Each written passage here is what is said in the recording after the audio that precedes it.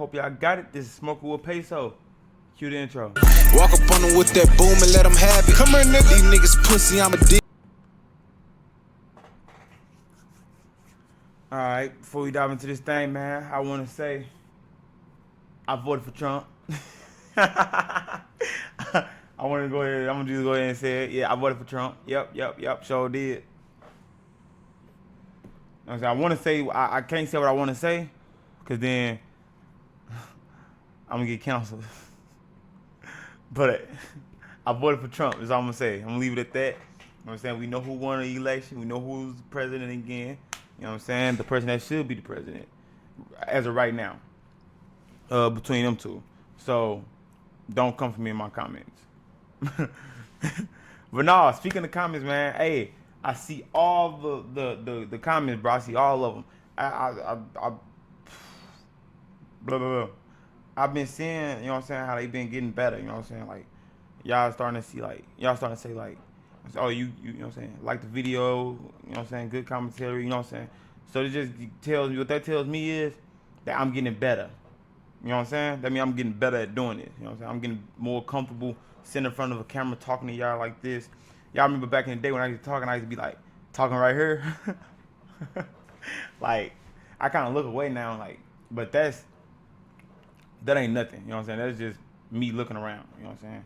I do that anytime I talk to somebody. But I'm here with y'all, you know what I'm saying? I feel more comfortable on camera, you know what I'm saying? And it's because of y'all. Y'all make me feel more comfortable on camera, man. So, hey, shout out to y'all. I appreciate that. But if y'all, hey, if you new to the channel, man, hey, go check out the merch, man. Go check out the merch. At the end of the video, you're going to see, you know what I'm saying, the videos pop up, you know what I'm saying? Hey, go check them videos out, man. Go drop them comments, man. Get you some merch, man. Smoking with Peso. Let's get it. Used to torment their victims? Today, you will experience all the horror of these places as we delve into the dreadful world of serial predator Maury Travis. Imagine renting a cozy house somewhere in the suburbs. The rental fee turned out to be quite comfortable for your wallet. So you're rejoicing at this lucky chance, breathing fresh, unpolluted air, enjoying birdsong in the mornings, admiring the view from your window. One day... Damn, did he live in the hood? Like, for real, though, did he live in the hood, bro? Like, he's talking about unpolluted air, and you can hear birds chirping. That sounds like what I said when I left St. Louis. Like... Today, you turn on the television, and in the crime report appears a photograph of your house, which they refer to as nothing other than Travis's House of Horrors. Maury Troy Travis... He did it. He did it. You know how you can look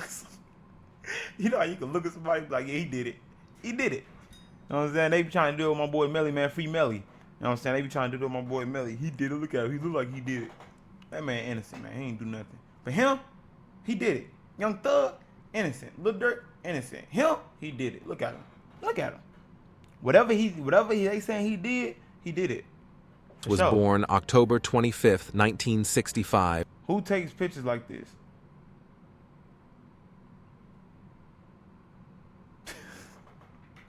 In St. Louis. Until age 11, the boy lived with 5th, 1965, in St. Louis. Until age 11, the boy lived with his parents Sandra and Michael in the Carr Square residential complex. In 1976, during the period of suburbanization, when a huge portion of the city's population began moving to the suburbs, tired of constant noise, polluted air, and lack of greenery, the boy's mother and father also decided to purchase a simple ranch-style house in Ferguson. They believed they would be more comfortable living in fresh air, away from the big city center. New life close to nature began quite favorably for the Travis family. They busied themselves setting up their new dwelling, making friends, and raising their son. He did it. Look at him. Many remembered Maury as a very quiet, withdrawn, and shy boy. He always respectfully greeted. He looked like the type of person, bro. If I was a female, bro, and I was walking down a dark alley and I seen him, I'd go the other way. Neighbors, and they considered him a sweet child with a kind heart. No one could even imagine that subsequently the young man would I don't mean to keep pausing here, bro, but why do they always say that about these type of people, bro? But when we talk about people like Lil Durk and Melly and Young Boy and all these, you know what I'm saying, normal gangsters, you know what I'm saying, allegedly, y'all talk about, you know what I'm saying, y'all talk like they is menace to society. But look at him. Y'all want to talk about, oh, we didn't see anything. He's a sweet boy. Man, dude, look like he ain't have no friends. Bro, like his best friend was a frog. Transform into a brutal monster. Apparently, the change in environment somehow affected the boy's parents. This world's so because ill, 2 man. years after moving, they unexpectedly divorced. Maury remained under the full custody of his mother. His isolation became even more pronounced when throughout his childhood and youth, the boy changed several different schools, and his photographs weren't found in any yearbook. They say still waters run deep. This phrase perfectly described Maury Travis. Outwardly quiet, modest teenager who wouldn't hurt a fly, harbored rather sinister thoughts. Starting from age 13, he began showing interest in what death means. The young man often fantasized whether he could take someone's life, and began actualizing his sick fantasies on animals he found nearby. During that period, many neighbors' cats and dogs he found nearby. Told you, his best friend was a frog. During that period, many neighbors' cats and dogs started disappearing. After finishing high school, Travis enlisted in the armed forces, serving 2 years as a medic and dental assistant. After discharge from the military, Maury briefly worked at a transport company, then took a position as a volunteer at a local nursing home. During that period, the young man suddenly realized that his life represented a series of random moments and lacked overall direction. Therefore, at age 22, Travis enrolled in Morris Brown College in Atlanta, Georgia. However, having chosen what seemed to be the right path, he very quickly went downhill, becoming involved with prohibited substances. But where would a poor college student get money to support this harmful addiction? Desperately needing funds, Maury turned to crime. Thus, while home during spring break over 8 days, he robbed 5 different shoe stores in northern and western St. Louis. Travis was easily... Damn, I was hoping it was another place that he was talking about other than... Damn, I knew he was talking about St. Louis, man. Damn, man. It's always St. Louis. Identified when a witness to one of the robberies provided his description and named the car make. Police arrested Maury. The young man didn't deny it, but immediately confessed to everything. He moved from St. Louis. At trial, attempting to evoke sympathy and some leniency, Maury said he had been anxious and barely remembered anything about these crimes. To commit the robberies, he used only a plastic toy gun and thought he would get away with it. In addition to the allegedly slightly misguided student, the judge received several letters of support from people who knew Maury. They stated that, hey, if you from St. Louis, bro, you heard about this story, man, drop it in the comments. Hey, if you know anything about this dude, what school he went to? Because I'm curious now. St. Louis, nah, man, I feel disrespected now. Why you say St. Louis? Who calls it that? Who calls St. Louis St. Louis? Man, we call it the Lou. The unlawful actions didn't reflect Maury's true character, that he was actually a good person, and only prohibited substances had clouded his mind. The letters urged the court to offer him help instead of harsh punishment. When 6 months later Maury appeared before the judge for sentencing, he reported that he had completed rehabilitation and was now clean. All his recent time was spent only on becoming a useful member of society. Even former American politician from Missouri, William Lacey Clay, intervened on his behalf, I know who William is. writing the judge a letter requesting clemency. The congressman stated that Maury posed no threat to society and asked to grant him probation with the condition of voluntary service at a charitable community agency. However, the judge wasn't convinced by all these letters defending the accused, and he sentenced Maury Travis to 15 years imprisonment. This happened just 4 months before the young man's 24th birthday. Maury hadn't expected that he would be celebrating his birthday in a prison cell, so he immediately began making attempts to appeal the sentence. Friends, Over 90% of viewers watched. Oops. Please be confined to the correct Oops, I didn't mean to do that. Oops. Oops, sorry. Oops. correctional facility. Maury wrote a letter to the judge, tearfully begging him to reduce the sentence and describing the harsh conditions of prison confinement. He complained that daily and hourly he contemplated the possibility of taking his own life. Maury spent his entire day in the cell and cried about his fate almost every night. He also mentioned harassment from other inmates, about inedible poor food, and about the absence of any conditions for normal living. At the end of the letter, Maury implored the judge to give him another chance in society, to replace his current 15-year term with a term of 120 to 180 days, because this time would be sufficient for him to learn his lesson once and for all. However, his pleas for clemency remained unheeded, and Maury was forced to adapt to his new environment. Understanding that he couldn't escape prison, Maury simply decided to behave reservedly, keep his head down, and quietly serve his time.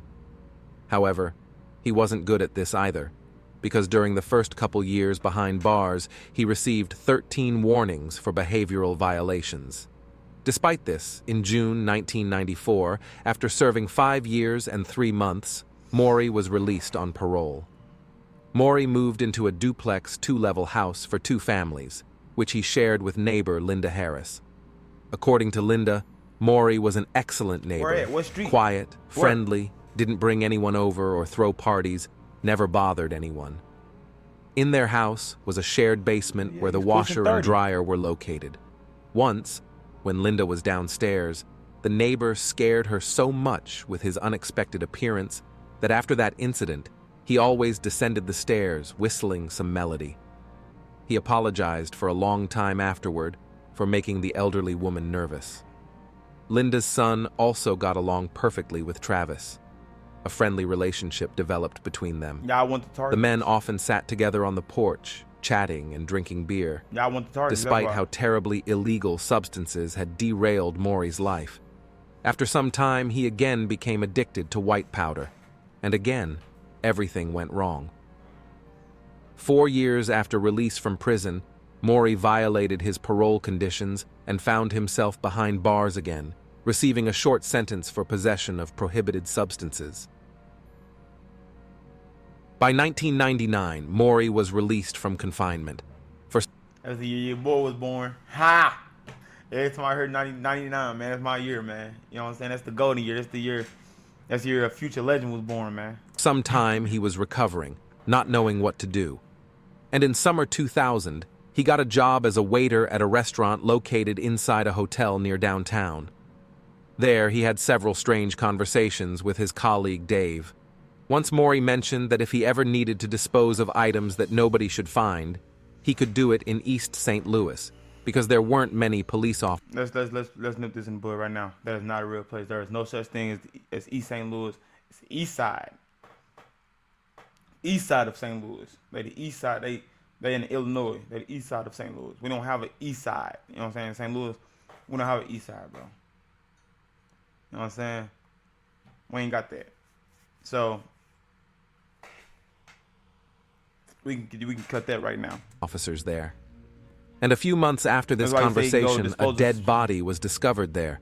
That's why you can do Dave's girlfriend worked as an intern at a news channel, and once during a meeting, Maury asked her if her channel had covered any reports about killings of women of loose morals in East St. Louis. Nothing like this had appeared in the media, so how could Maury know about this? And on July 1st, 2000, the body of 61-year-old Mary Shields was discovered in East St. Louis. And now Dave and his journalist girlfriend wondered, was this somehow connected to what Maury had said, or was it just a coincidence? Meanwhile, Maury settled in a house at 1001 Fort Drive, St. Louis, Missouri, belonging to his family. This building had a basement. All right, bro, you got one more time. You said it right already. How you gonna say East St. Louis right, but then you gonna keep messing up the real deal? That's like calling Nike Nikki, and then, you know what I'm saying? Like, nah, man. and the man, St. Louis, obsessed man. since Say it his with me. teenage St. years with Louis. harming those weaker than him, began conducting his dark deeds, only now on a larger scale than in childhood. Maury transformed the basement in his house into a sort of torture chamber. On days when he wasn't working at the restaurant, the man would walk the streets and pick up women offering intimate services for money. He would drive them to his home, get pleasure, and then, instead of paying, would lock them in the basement, where he performed all sorts of perverted acts. Maury recorded all their moral and physical torments on tape. Sometimes he forced women to participate in strange rituals, dressed them in white clothes and sunglasses, and demanded they perform some wild dances. When the next victim bored the predator, he would simply dispose of her. He gave us a bad rap. Fortunately, 4 months after Mary And he a Shields was brother. found, Travis was once again arrested for violating parole conditions and was sent back to prison. This time he spent several months behind bars from November 29th, 2000 to March 19th, 2001. And as Man, on behalf... Yeah, he did. Look at him. On behalf of St. Louis, bro, we don't claim dude. We don't claim him. He not from St. Louis. He from the east side. soon as he was freed, Maury immediately returned to his dark deeds. Less than 2 weeks after his release from imprisonment, Alicia Grainwaite's remains were discovered in Washington Park. 3 days after this, another woman's dead body was found in East St. Louis, and they were never able to identify her. From May to October 2001, 4 more women endured torture and strangulation: Teresa Wilson, Veronica Thompson, Yvonne Cruz, and Brenda Beasley. On one woman's leg remained traces of car tire treads, and swabs taken from 2 dead bodies showed the presence of seminal fluid. This allowed investigators to isolate the suspect's DNA. However, apparently, the abuse and killings of women of loose morals seemed insufficient to Maury. He really wanted all newspapers to write about him as a serial predator, for his atrocities to be covered in the news. Police officers working on this case initially didn't connect all the deaths together, examining each case separately. And it's possible that Maury might never have answered for his crimes, but the rays of glory so clouded his mind that he decided to play cat and mouse with the detectives. Good. At that time, a newspaper had recently published I only say good because that's how he got caught. Good. Good. an article about one of his victims, Teresa Wilson.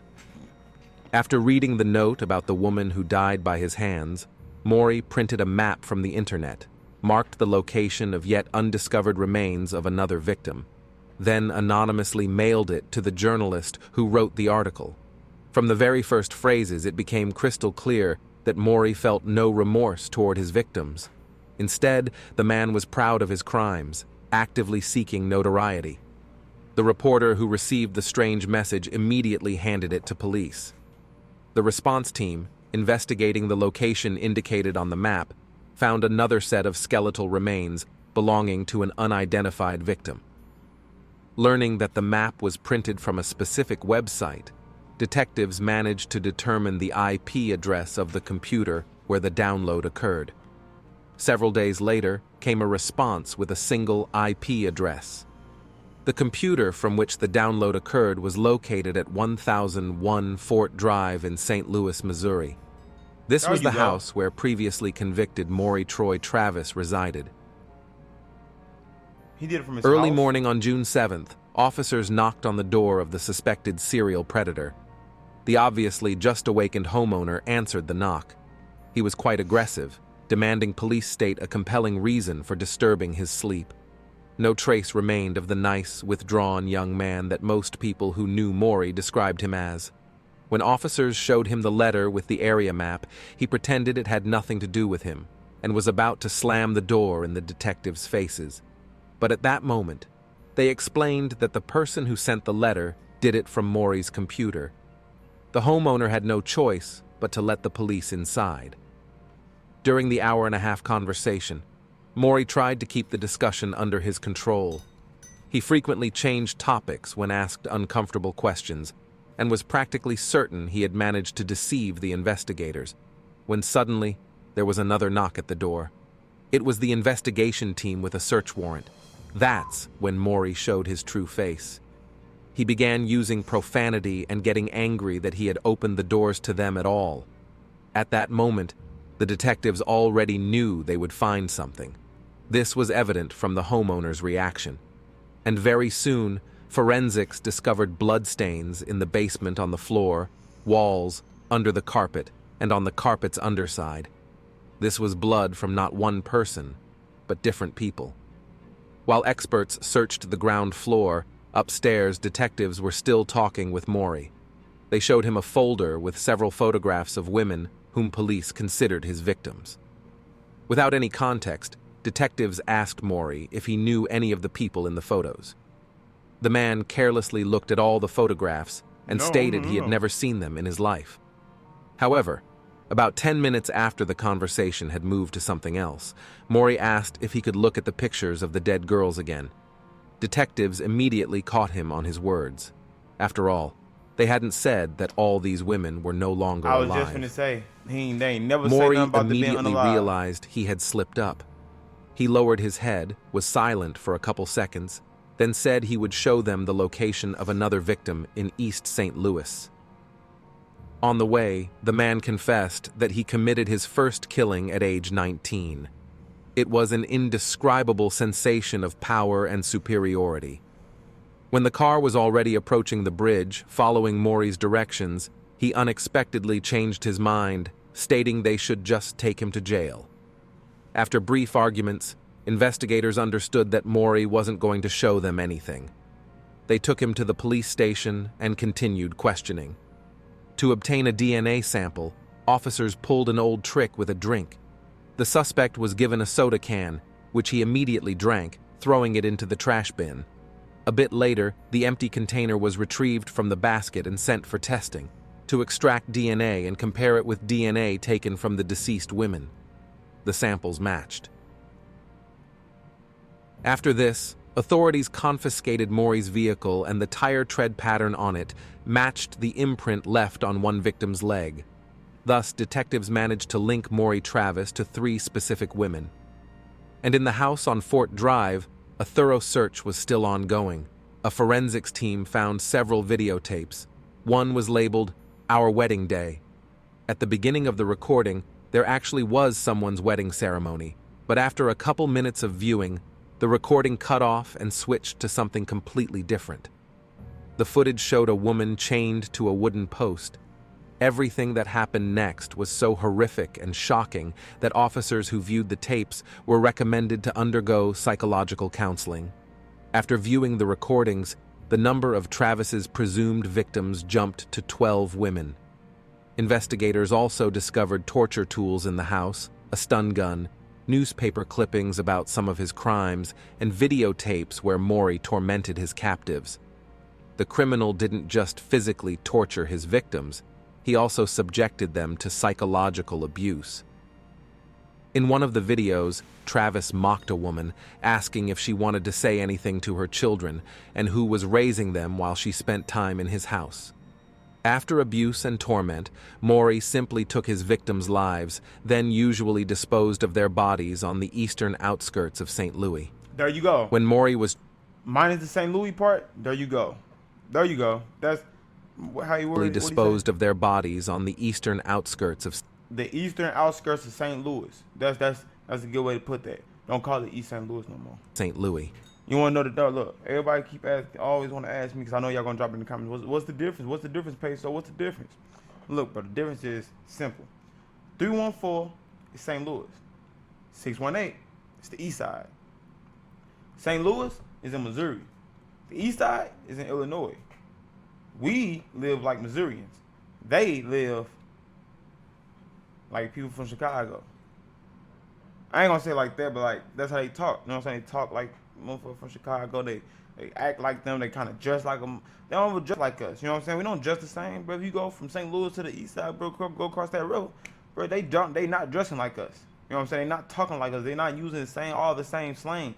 And if they do use our slang, you know what I'm saying? They use it in a different way. You know what I'm saying? Or it's because they got people on our side of the water. You know what I'm saying?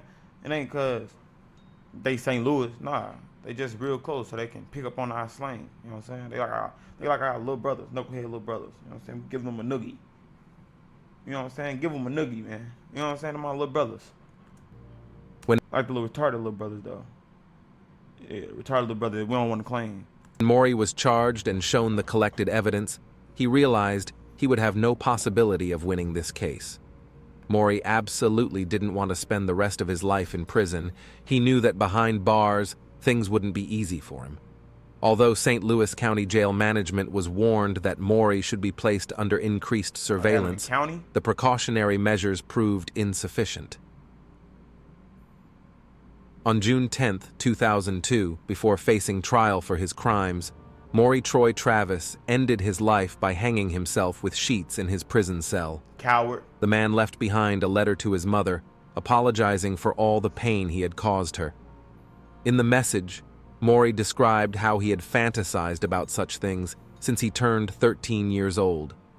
Maury himself didn't understand where such thoughts in his head came from. Never in his life had he felt normal or happy. He considered his departure the best solution in the situation. Meanwhile, the perpetrator didn't mention a word about his victims. He didn't regret any of the stolen lives and felt no remorse. Maury wasn't concerned that he had caused anyone pain except his mother.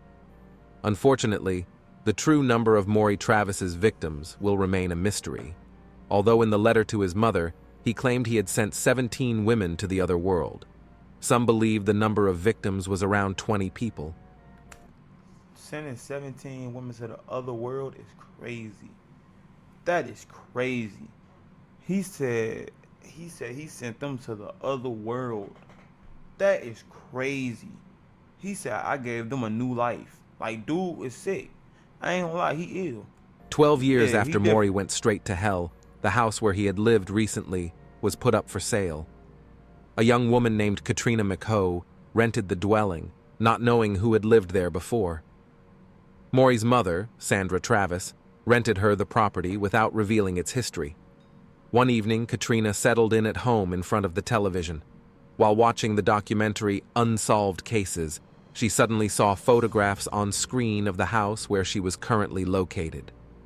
Her hair stood on end with horror when she learned that... Bro, can y'all imagine? I know you only got a minute left. Can y'all imagine being in the house, bro, looking at the TV on some humbugs, and then you like see your house, and they talking about all of this stuff that happened there, bro? Can you imagine that? Bro, I'll be gone. I'll leave. I'll move. And that in the basement, literally under her feet, several people had been deprived of life. The film showed the wooden post that still stood downstairs in the basement, and near this post, Katrina's 2-year-old daughter often played. The woman was so frightened and upset that she wanted to immediately terminate the lease agreement. She contacted Sandra Travis, explained the situation, thinking the homeowner would be understanding. Instead, she heard that she must stay in the house until the lease expired or pay the specified amount for the entire term. Later, the St. Louis Housing Authority intervened in this case, and Katrina was allowed to leave. On a real estate website, it's indicated that a month later, Maury's house was still sold. The house price wasn't disclosed.